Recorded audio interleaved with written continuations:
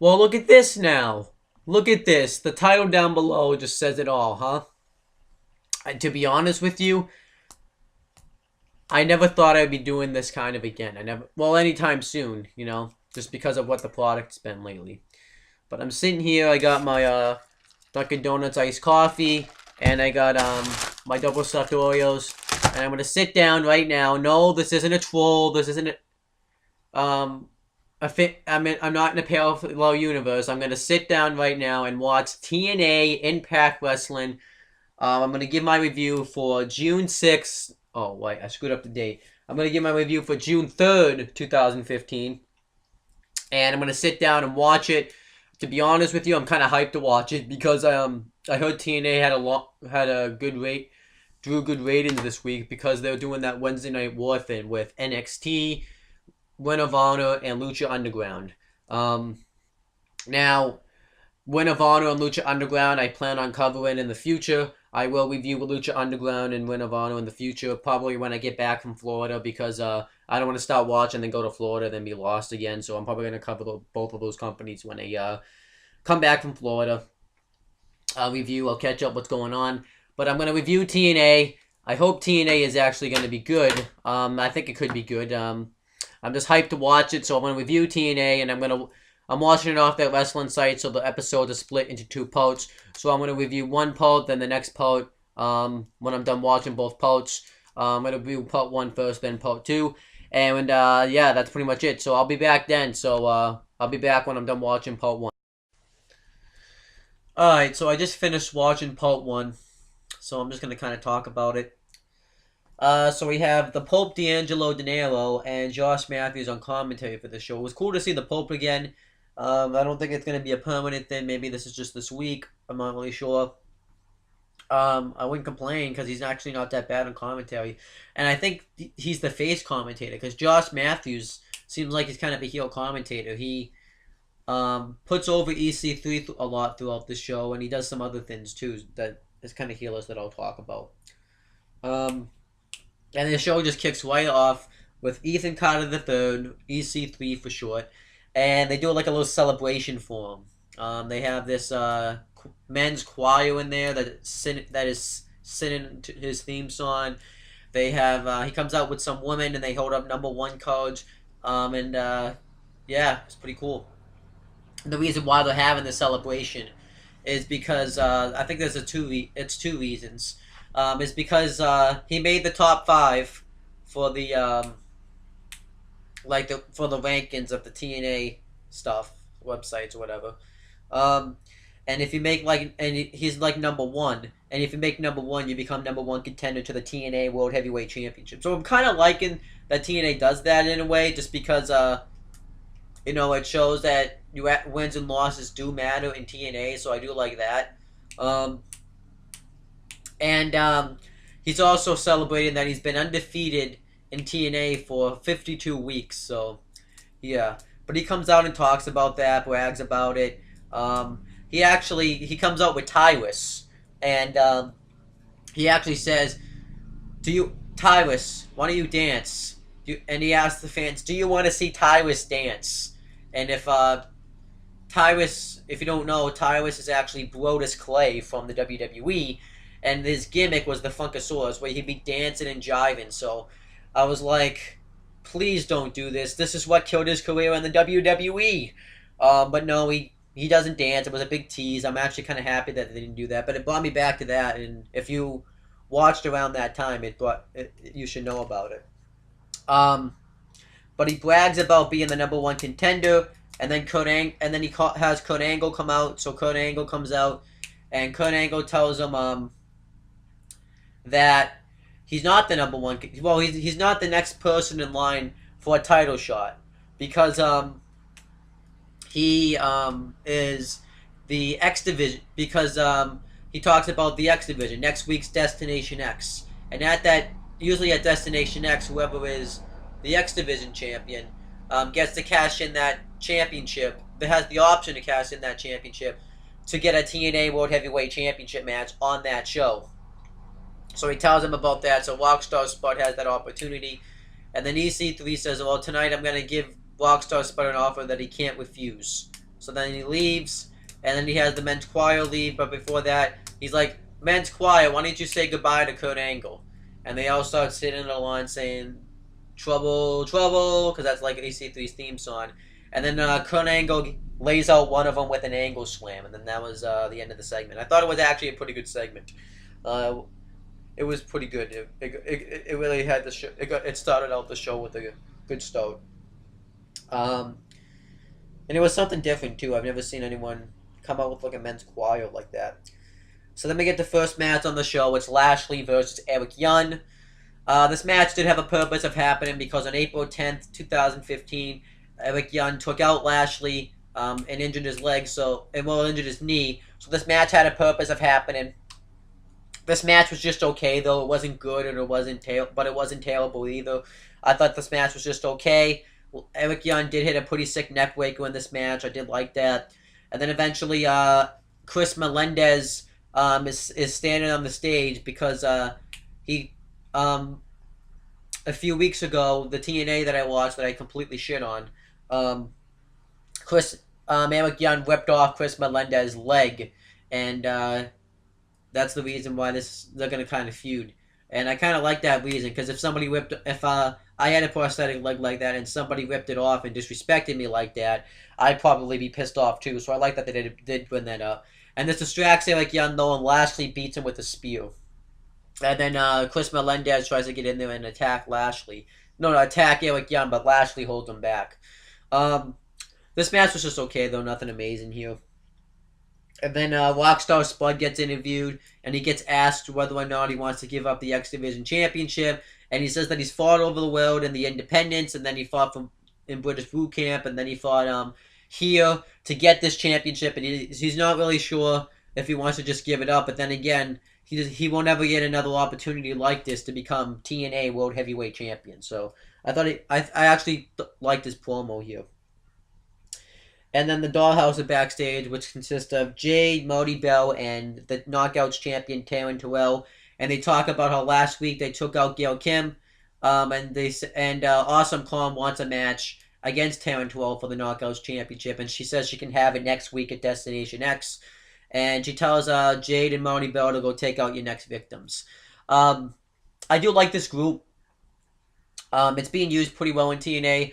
I just feel like that they should have gone to NXT still. I'm going to keep saying that because NXT really utilizes the women really well, and I feel like they would get used better there just because of how well the women are, and they could probably, they would just shine on NXT, I feel. That's how I feel, though, with every woman, though. Every woman should just go to NXT, because you can really shine on NXT.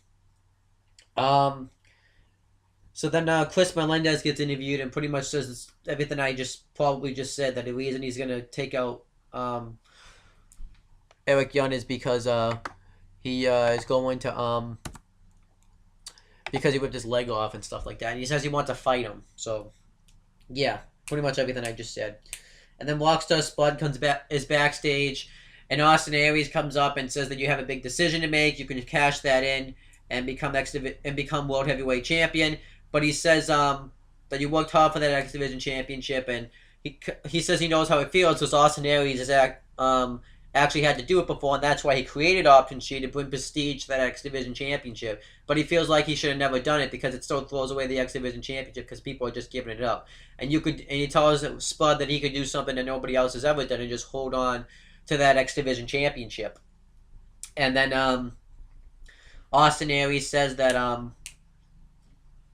he's not trying to manipulate him or anything. He's just telling him for real because I have a shot because he has a briefcase where he can get a shot at the TNA World Heavyweight Championship whenever you want. So I liked this promo here. It was pretty good. And then we get Jay with Marty Bell versus Brooke. I don't really like Brooke's theme song, by the way. It feels like it's just generic. But this match was pretty good. It wasn't that bad. And Jade accidentally big boots Marty Bell off the apron. And then Brooke beats her with a face buster and gets the win. I think the Marty Bell and Jade should have gone over in this match because they're that scoop that they're trying to push. So I just kind of feel like that's what should have happened. So then EC3 gets interviewed. He actually gets interviewed by Jeremy Borash, and Jeremy Borash even says, sometimes in this business you have to do things that you don't want to do, so I'm doing this even though I don't want to. And because, if you don't know, EC3 actually ended up shaving Jeremy Borash's hair earlier in the year. So I like that they brought it up, and EC3 comes up and says, hey, nice hair. Um, and he says that Rockstar Spud is a good wrestler, but he's only fit for the X Division. He's not fit to be TNA World Heavyweight Champion. And then Tyrus comes up, and he EC3 gets a phone call. And this phone call is going to be important because I have a feeling later on in the show, EC3 is going to try to bribe Rockstar Spud to not give up the X Division Championship with like money or a car or something. So I think that was pretty good. And then Brooke is backstage with Rebel. I actually didn't know it was Rebel because I never seen her before. Well, I've seen her before, but I forgot what she looked like. And I completely forgot about her. But they're celebrating the victory, and Brooke takes off and to go take a shower. And then afterwards, Jade and Marty Bell just beat the shit out of Rebel backstage. I thought it was a good beatdown. I think it lasted a little too long, but it was pretty good. And then we get the Beatdown Clan, or the BDC for short, which consists of MVP, Loki, and Kenny Ken. And they come out now in like these masks you would wear if you were going to go out trick-or-treating for Halloween. That's just kind of what it looked like. And they face the Ryzen, which it consists of Drew Galloway, Micah, I think that's how you say its name, but it's Camacho from WWE, and Eli Drake. The match was fine. I didn't have it was good at in-ring components, but I don't care about both groups. I don't like both groups. I don't hate the wrestlers in the group. I just don't like the groups themselves. The BDs, I've talked about this before. Me and my friends have talked about it. The BDC has no purpose. It makes no sense. You have Loki, who is better as a face, I feel, and he can cut really good promos. He's one of the best talkers I think probably TNA has, and he's a heel in the BDC. And he should be like one of the main factors in the BDC, but he's secondary. Same thing with Kenny Ken, except he's still good as a heel, I feel. And MVP is just kind of like the shine in that group. And the group just makes no sense. You have the Ryzen, who was created to take down this group. I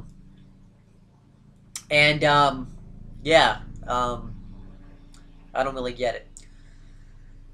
And it feels like too that Drew Galloway should be TNA World Heavyweight Champion right now, and this group is holding him back from doing that. So I just hope that this is over soon. I have a feeling this is what's going to happen. Is eventually the Ryzen will get rid of the BDC, and the Ryzen will disband itself because there will really be no reason for it to stay. Because they're here to stand up for wrestling. And I don't know, the group just, I don't really like it. But the match was okay. The BDC beats the crap out of Drake for a while, and then Drew Galloway gets the hot tag on Loki. He takes him out, and then eventually Loki, Micah and Drew Galloway hit the, what's it called? The Tower of Doom, I think it's called. Which is a move where Micah gets Loki up on his shoulders, and then MVP hits Drew Galloway hits a clothesline from the top, and they get the win. I don't think this is over by a long shot, though. I think they'll probably end it in a match where the losing group has to disband, and the Ryzen will win, and then they'll disband. So pretty much both teams will disband. And then EC3 gets interviewed again, and he says pretty much talks about how that phone call is going to change Rockstar Spud's life. So, like I said, I don't really know. It's going to be like a bribe, and Rockstar Spud won't take it probably. And then we get a meeting with Mickey James that James Storm set up. It's in Nashville, Tennessee, and she's in this meeting, and she's trying to find someone in the meetings with James Storm. And I'm assuming what this meeting's going to be is the I don't know if the Revolution's still around, but if it is, it's gonna be like James Storm offering a spot um, for Mickey James to join the Revolution. See, look how many factions they have in TNA. They have the Revolution, which is James Storm, Manic, Koya, and Abyss, and possibly Mickey James. I don't think she's gonna end up joining though.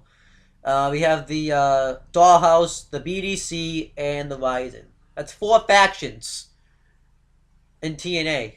That's way too many factions. Um, they should have 2. The only ones that should be relevant is, well, that should be around, are the Revolution, and they should have a more prominent role on the show. And the Dollhouse can be like that, not TNA Knockouts faction. So I just feel like that's the case. And I feel like Mickey James should have gone back down to NXT because I feel like Mickey James could work great matches down in NXT. I like to see her finish her career down in WWE on NXT because if she goes in the main roster, she won't get used. I feel like NXT she could really shine. But that's just me. So then we get Rockstar Spud's decision. He says he needs more time, but he says he has to make it now. And then Kurt Angle comes out and says that you're going to get in the ring. His promo gets cut, but he's pretty much going to say that you're going to get in the ring with Kurt Angle, and he's listing all his accomplishments right now. And then the part 1 goes off the air. And to be honest with you, I don't even know. Like, TNA doesn't seem like it's that bad right now. It's definitely improved since I last watched it. They had the... but EC, I'm just not really sold on it yet. I don't even know. I'm gonna watch part 2, and I'll give my thoughts on what I think about the whole show the whole show after part 2. So I'll be back to talk about this once I'm done watching part 2. Alright, so I just finished watching the show, and I'm gonna talk about what I thought about the show. Because I finished it, I'm gonna just kind of continue, and then I'll tell you what I thought about the show overall.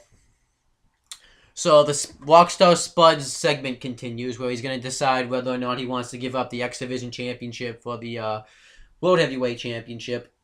And Kurt Angle pretty much said everything I thought he was going to say. How he's had all these accomplishments, and and Rockstar Spud. He said he's not just going to give up the championship easily to Rockstar Spud. He's going to have to fight hard to beat him for it. And Rockstar Spud's about to make his decision. And then EC3 and Tyrus come out. And EC3 said that he just got off the phone with Dixie Carter. And they offer to hire Rockstar Spud back as the chief of staff. But this time, it's a lifetime contract. So it never expires. To be honest with you, though, this is pretty much what I predicted was going to happen. They were going to bribe him with money. This is pretty much the same thing. And they even mentioned that this was a job that he loved. But all Spud has to do is not give up the X Division Championship. And Spud says that he loved that job. He said he'd do anything for Dixie Carter, and you were his best friend. But then eventually it became all about you, and this isn't about me. You don't want me back. You just want to get me out of the equation so you can get your TNA World Heavyweight Championship match. So he refuses, and he says that he's going to, and he cashes in the X Division Championship for the world title. And after this, EC3 takes a cheap shot at Spud and runs off, and afterwards Kurt Angle challenges EC3 and Tyrus to a tag team match. It's going to be him and Angle and Spud versus EC3 and Tyrus in a tag team match. I thought this was actually a pretty good segment. I enjoyed it. I knew Spud was going to give up the light, but it really just threw me, like, wondering whether or not he was going to do it or not. So then the Dirty Heels, which consist of Austin Aries and Bobby Roode, are backstage, and they're talking about how in this tag team series, they are down to nothing. The Wolves, because they're facing the Wolves, Eddie Edwards and Davey Richards, and it's a tag team. It's a series. It's a best of 5 series for the vacant World Tag Team Championships. which is actually something I've enjoyed. That's one of the only things I was enjoying from TNA for a while. That's the only thing I went back to. I saw the first series; it was really good, and then I went back when I wasn't watching it. I went back and watched the second match, and that second match I just want to talk about was amazing. Um, really good stuff. They've been really those tag team series so far have been really good tag team matches. So Austin Aries says that we have to go back to our old roots. We have to go back to what makes us the dirty heels. And Bobby Roode's not really sure whether or not he wants to do this. He's like, that's not us anymore. So, yeah. I thought this was really good, though. And then Mickey James' meeting continues. I guess it wasn't the meeting. I guess, but James Storm pretty much says, offers her a spot for her and her son. I forget her son's name. To leave Magnus, saying that Magnus can't give you the stuff that I can. He's just an ingrate or something, and says to join the revolution, which I said was going to happen. And she refuses, says that she's not just going to leave Magnus like that. And James Storm says, well, as your friend, I respect your decision, and it is your decision. And then he says, I'm going to walk you out to your car because there's some weird people out there. And then that was about it. But I think you can see where this is going though. But I really liked it. Was a pretty good segment, I guess. It was predictable. So then we get the third match in the tag team in the best of 5 series tag team series. It's the Dirty Heels versus the Wolves. This was a good tag team match. I thought the second match was better, but this one was still good too. It was the Wolves dominate the Dirty Heels for a while. And then the Dirty Heels take over, and Bobby Roode tries to slingshot. I think what was Davey Rich. I actually didn't really keep track. I was so invested in this match, I didn't keep track. I'm just gonna say one of the Wolves into Austin Aries, but the Wolf knocks him off. Then he hits a double stomp on Roode. He tries to make the tag to, I think it was Davey Richards. But Austin Aries pulls him down, and then they continue to dominate the Wolves. And then the Wolves, Eddie Edwards does a roll-up on Bobby Roode and makes the hot tag to Davey Richards. And he starts going off on... No, wait. No, I think it was Eddie Edwards, actually. I remember it was Eddie Edwards. And then he starts hitting some awesome chops onto Bobby Roode, and Austin Aries interferes. And he plants Aries with like a face buster. It was pretty cool. And the Wolves end up diving on both the Dirty Heels, which was pretty cool. And they do another spot where the Wolves want to try to double suplex Bobby Roode in the ring, and Austin Aries hits a double chop block on the Wolves. That was pretty cool. And then Austin Aries tries to Bobby Roode tries to suplex one of the Wolves, but tries to suplex Davey Richards, but Eddie Edwards saves him. And then they hit a what do they hit? And then they do the double dive spot. I just thought that was a really cool spot. And then they start beating the crap out of Bobby, who hit drop kicks in the corner, and they hit a double enziguri on him, and Austin Aries breaks it up. They go to do like a double stomp off the top, and then Austin Aries pulls one of the Wolves off, and then Austin Aries hits a drop kick in the corner, and then Bobby Roode hits a spine buster, and Aries hits a 450, and Roode tries to cover him, but Eddie Edwards kicks out of it, and then the Wolves hit one of the Wolves slingshot throws Roode up, and then the other Wolf hits a knee to the gut, and then they go to do the power bomb into the backstab stabber, but Aries pulls the Wolf out before he can do it. And then eventually Austin Aries hits a suicide dive on I'm just gonna say Eddie Edwards. I'm just guessing here, I'm not really sure. And then he brings out a steel chair, puts it in the ring, and he wants Bobby Roode to use the chair. And Bobby Roode does not want to use the chair. He doesn't feel like he should win that way. And then Austin Aries grabs one of the TNA World Tag Team titles, and he distracts the referee with it. and Rude hits a low blow and then hits Eddie Edwards in the back with the chair, covers him, and gets the win, and they get the Dirty Heels change the score from 2-1, so they finally got a victory in the tag team series. And it seems like they didn't really turn heel, but they had to use heel tactics to beat the Wolves. But I thought that was pretty awesome stuff. I really did like this match. It was a good tag team match. It wasn't just good because of the match itself, because of the storyline too, with Bobby Roode questioning whether or not he wanted to do that or not. So I thought that was pretty good. And then we get something goofy. So James Storm is walking Mickie James to a car. This is like surveillance footage. And James Storm says, "Hey, I think I hear the train coming or something." And he thinks he hears Mickie James' phone goes off, but she's like, "No, my phone didn't go off." And then James Storm pushes Mickie James into the train tracks, and then he's like, "I think I hear the train coming." And then he calls Mickie James' son and says, "I don't think your mom's going to make it home for dinner tonight." So I guess Mickie James died because Mickie James probably was on the train tracks and she probably got hit by the train. Either that or she just fell and got really injured. But you heard the train coming, James Storm even says that's a long fall. So this was kind of goofy. They're gonna bring her back and with no explanation, she's just gonna randomly be on TV, and I don't think she'll be like in crutches or something. But I'm just gonna be like, how the hell did she survive getting hit by a train? Because that's exactly what they referenced, that she pretty much got hit by a train. So Magnus is gonna want to get his hands on him, and that's gonna be a good story. But it's so goofy because like she's gonna be back after getting hit by a train. People die by getting hit by a train.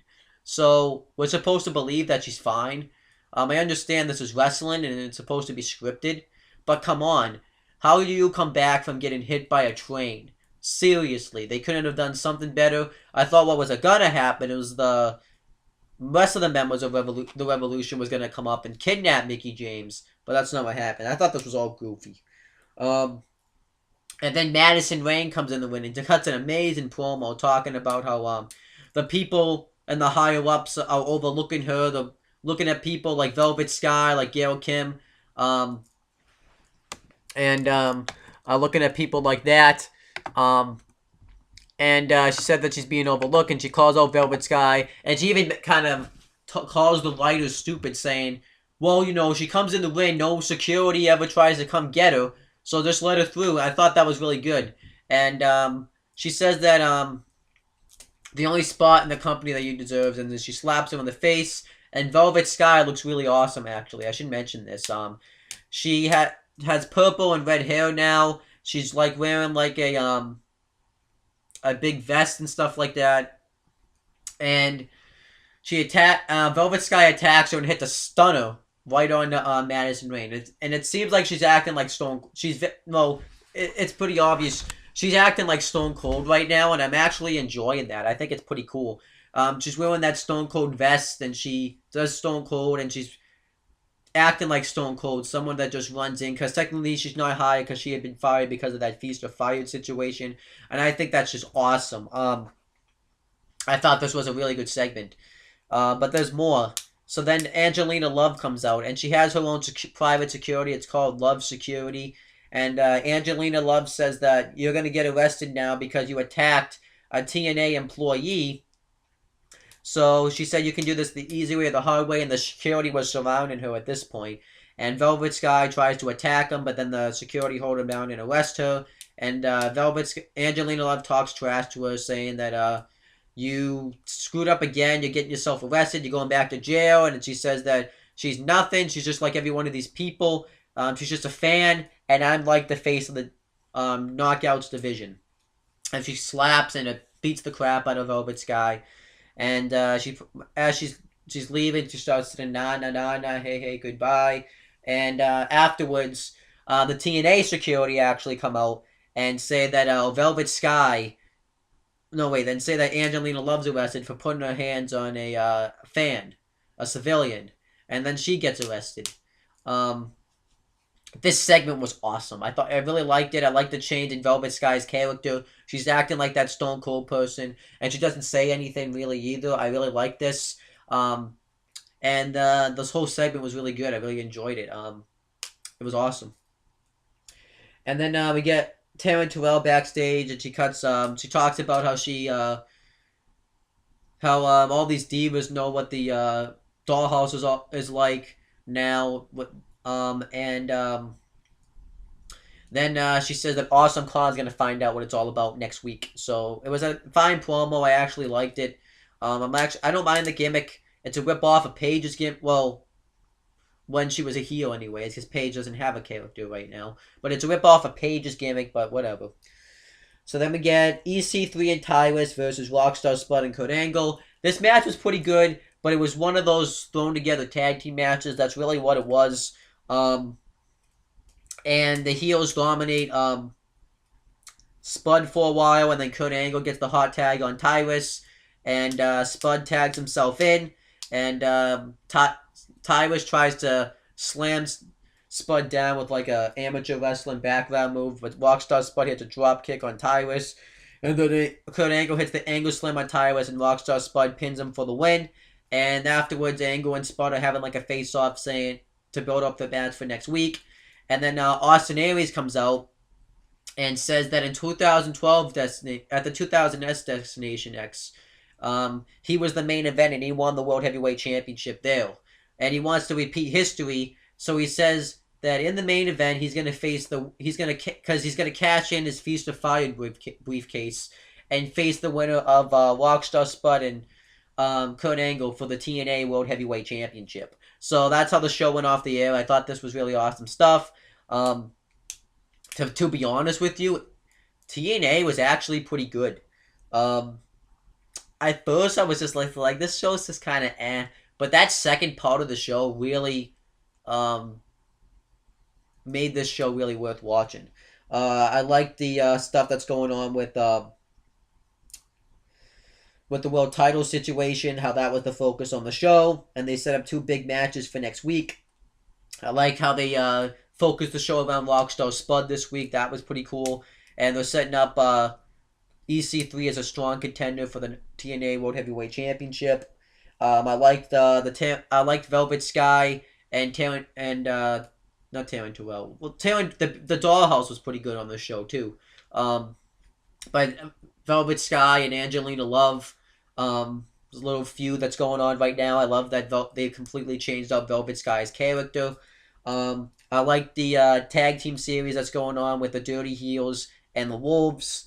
What else do I like? I like that they're setting up Chris Melendez and Eric Young to have a feud. I don't really like Eric Young's character, but I think the feud could be pretty good. That has a purpose of happening because it's a personal issue. Madison Rayne cut a really good promo on this show. To be honest with you, this TNA still has some flaws. It's still an indie league, but to be honest with you, TNA actually impressed me. I'm not gonna lie, I was not expecting the show to be good. It was pretty good. It wasn't amazing or anything, but it was pretty good. And this makes me want to start watching TNA. It was actually pretty good, and I am going to start watching it.